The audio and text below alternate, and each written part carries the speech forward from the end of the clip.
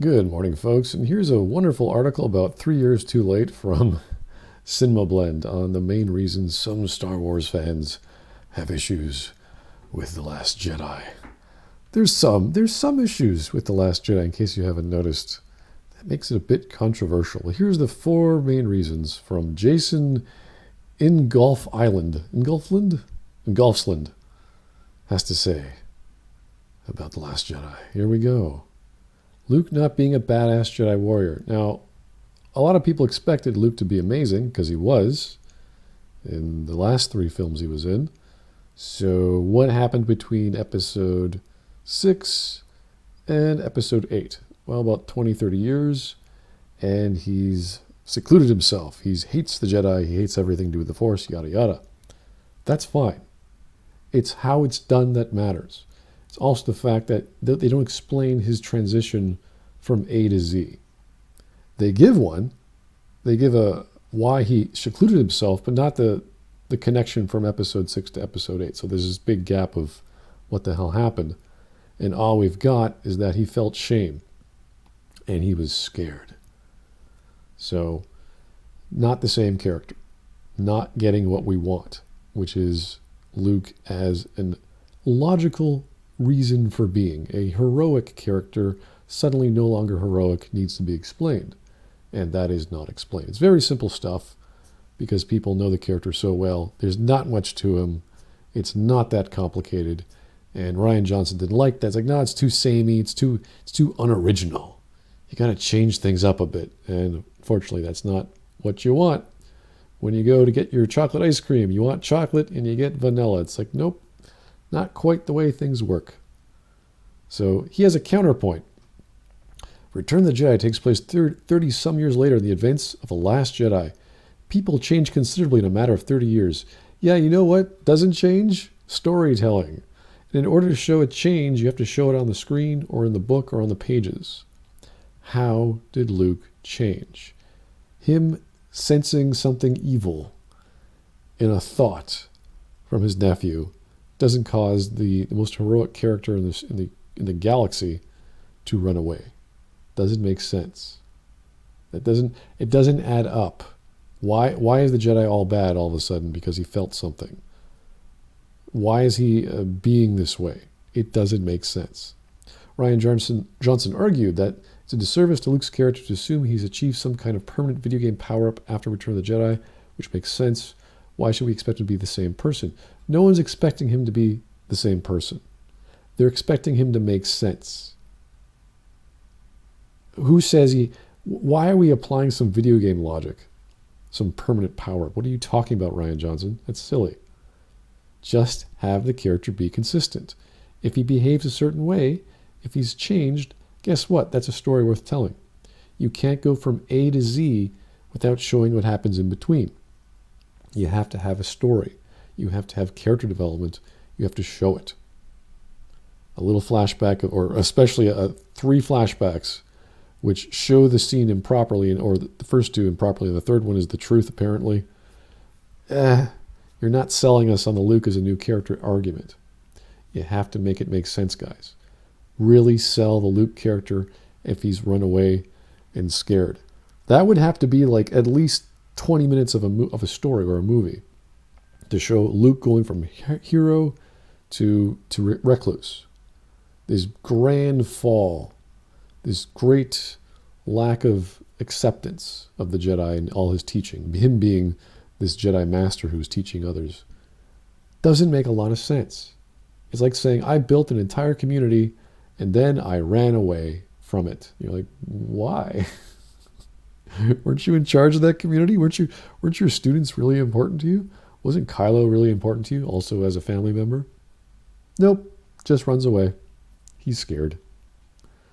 So that's a big part. So he's got that part, but it doesn't mean the fact that he has to be a Jedi warrior that matters. That would be nice, but if you don't want to make him a warrior, that's fine. He could be an old wise man or old hermit, but just explain why well. Okay. Leia's Space Mary Poppins Force move is cheesy. Cheesy is one way to put it. That's one of few problems with this. One, We're talking about the vacuum of space being out there for, I don't know, 30 seconds, 2 minutes, however long it was. How does this even happen? How does this work? Is this a force power? Wouldn't this be like a really powerful force? Like you'd have to be training for a long time, and I don't know how you'd train to do this, but it comes out of nowhere. And the argument is we didn't know she was trained this well. She went from kind of feeling like she has the force to being a god. There's a big jump. You see that? There's a big jump in connecting A to Z again. How do we get from Leia is force sensitive to I can fly through space, survive the vacuum, not breathe, not lose all my oxygen, not have my lungs implode, not have my face melt, all these other disgusting and horrible things that happen to your body after a few seconds or a few minutes in space. So, yes, that's part of it. Counterpoint. The scene with Leia is certainly unexpected and controversial, so he admits it. Even Rian Johnson admitted that he expected it to be a stretch with different audiences. It is a stretch, period. Not with different audiences. Everyone looks at that and goes, oh, this is different. It's not without precedent, though. In Return of the Jedi, she tells Leia that she has the Force, too. It's assumed that Leia has been trained. It's assumed. Yeah, exactly. See, you don't do that in a story. You tell or show the audience. You don't go, oh, well, I guess she's trained now. No, we want to see these stories. You don't just like, hey, now Luke has 3 arms. Where did he get his 3rd arm? Oh, we assumed he went to some sort of medical procedure and got a cybernetic arm. You're like, what? How much crap do we have to assume in order for your movie to make sense, Ryan? This is the argument. Oh, it's assumed. There was a seed, and now there's a gigantic forest. It's like, wait, how did you get from a seed to a forest in the span of 30 years? That doesn't make sense. Maybe a tree, maybe a half a tree.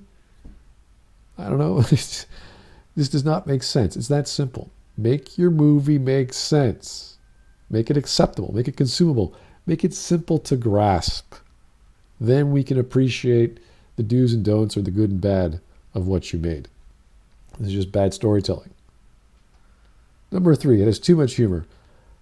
It's not that there's too much humor, it's that the jokes don't really land. You can make arguments for the scene where the attempted training of Rey takes place, or the slamming of Hux into the side of the walker when Kylo's about to go confront Luke. Those are probably the only 2 scenes that really work or can be funny. The rest of it just falls flat. And it's not because the jokes are inherently bad. It's the timing and the tone of them. For example, in the intro, the mama joke doesn't feel right. Then slamming Hux's face against the ground doesn't... It's shocking weird. It's like, what is going on? What just happened in this scene? How did all this destruction take place on the good guy side and then slam this guy? Like, is Hux incompetent? Is he the Empire's whipping boy? He's getting thrown around by Snoke. He's getting thrown around by Kylo. He can't stand up to Kylo. So therefore, Kylo's the new supreme leader. It's silly. Hux is just a whipping boy of the movie. He's supposed to be this great general that everyone follows. Why? How does this happen? Counterpoint. Of the issues fans have with The Last Jedi, this is a hard one to address, mostly because of its subjective nature. It's a tonal shift. There's been comedy throughout all the Star Wars movies, but they work. Watch Episode 3, even though it's probably the worst of, well, not the worst of the series, but out of the prequels, it's probably the best of the series. But the prequels are not exactly seen as great films, but arguably better than the sequels. That has comedy that works. In fact, it's really good comedy. The first 10 minutes are funny. There's all these little jokes. It's action humor and Jedi humor, or Ewan McGregor humor, if you want to call it that. Since A New Hope, Star Wars has a long history of including comic relief, from Han Solo's bad conversation with an Imperial soldier, over the intercom to C-3PO and R2-D2's silly bickering. There's always plenty of humor to go around throughout the series. Sometimes the humor works well, like Yoda's childish behavior. Yes. And then it's revealed he was putting on an act. The humor was an act. You see that? It was all a ruse. And it was kind of funny and silly to have this little green man smack R2-D2 with a stick. It was a joke. He was pretending to be another character. Other times it doesn't, like pretty much everything Jar Jar Binks does. Yes, exactly. Why is this a hard thing to address? It doesn't work in this film. It's not as strange and clear as the poor humor of Jar Jar Binks, because it's like, oh, this is silly. This is annoying, almost. But it's tone deaf. It's out of place. It's almost anachronistic to have a mama joke over the radio or whatever you call that channel, like someone's prank calling you. It's silly. And not the good silly for humor. The bad silly is like, this doesn't fit. Here's another point. They dislike Rose Tico and Admiral Hoda. Well, you can like and dislike a character. I've actually written this in my book, What Makes a Likable Character, and why attractiveness is one element of that. It depends on how you define likable character. And Holdo could have been even worse. She could have been completely unlikable, and she still could have worked in the story. You could have hated her as a character, but if her role in the story was to be a spy, or to be something that made sense. Oh, she's a spy. That's why she's acting this way. She wants to cause discontent amongst the crew of the rebels. Maybe she's a power monger. Maybe she's an usurper. She wants to take over the reins because Leia's incapacitated. Oh, it's my time to shine, or my time to do whatever the hell I want. Nothing like that. In fact, the opposite was the truth. She all had this secret plan. Didn't want to tell anyone. With Rose, she has her two motivations. She's a rebel. She wants to help people. And two, the death of her sister. So her plot's fine. What is likable about Rose is a good question. What do you like about her? Her attitude, her voice acting, her story. Like what aspect of her? That's a fair argument. What makes this character good? What makes this character bad? Counterpoint. The problem is that could be said about a lot of Star Wars characters. Lando didn't have many motives to suddenly decide to help Han and Leia. Sure. But was he this specific plot point that the heroes are fighting for? When Poe is asking for the plan, why doesn't he get an answer? What's the big deal? Oh, hierarchical structure in the military. You're in a do or die situation. You're all stranded on a ship. Can you please tell us what the hell's going on? Do you have a course of action we should be following? Just sitting down and getting shot at is not a plan. While running out of fuel, while just drifting through space.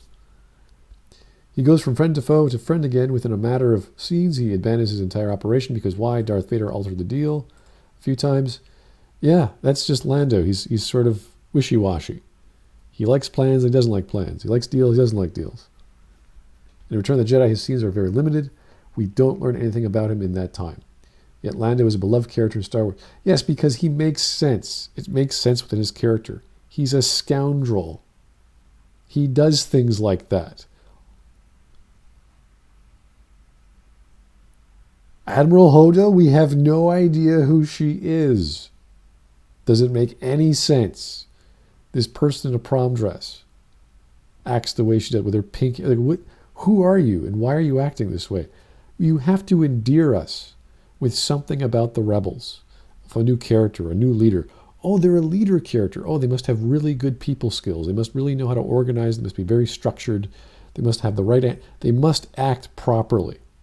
You're a good leader, therefore act like a good leader. She doesn't act like a good leader. In fact, she acts like a bad leader. It doesn't make sense. See this? This can all be summarized. The movie doesn't make sense. And we could do that for most of the characters. I think Rose is fine as a character. I don't think she ruins anything. I think she makes relatively normal sense. We know why she's there. We know what she's trying to do. She works with Finn. They go on a quest that amounts to nothing, sadly. So, strange series of arguments here. Oh, we got some more. Death Snoke was mishandled. This pretty much goes without saying. Major villain with all the secrets of how the First Order came about. What happened between Episode 6 and Episode 7? How did this power come about? Who is this guy? Why is he so strong in the Force?